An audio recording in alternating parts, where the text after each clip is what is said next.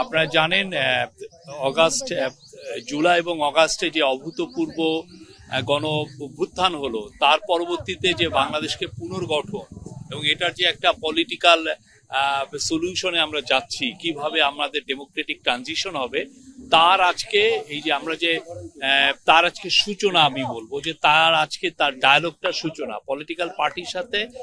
এই interim government যে consensus commission করেছে, সেই কনসেনসাস কমিশনের সাথে একটা ডায়ালগের সূচনা হবে।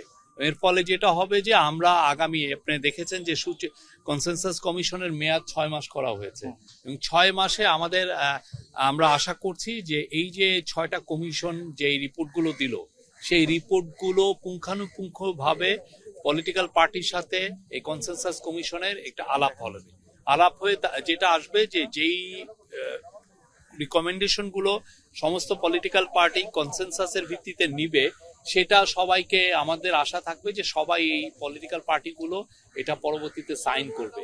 যেই সাইন হবে, সেই সাইন ডকুমেন্টটা হবে হচ্ছে জুলাই চার্টার।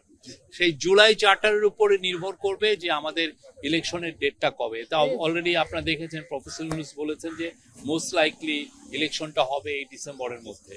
হ্যাঁ, এবং তারও পর, এবং সেক্ষেত্রে আমরা হয়তো কিছু ইলেকশন রিকমেন্ডেশন বাস্তবায়ন করে যেতে পারবো। পরবর্তীতে পলিটিক্যাল পার্টিগুলো যারা এখানে সিগনেটরি ছিল, তারা যারা ইলেকশনে জিতবে, এরা কন্টিনিউ করবে।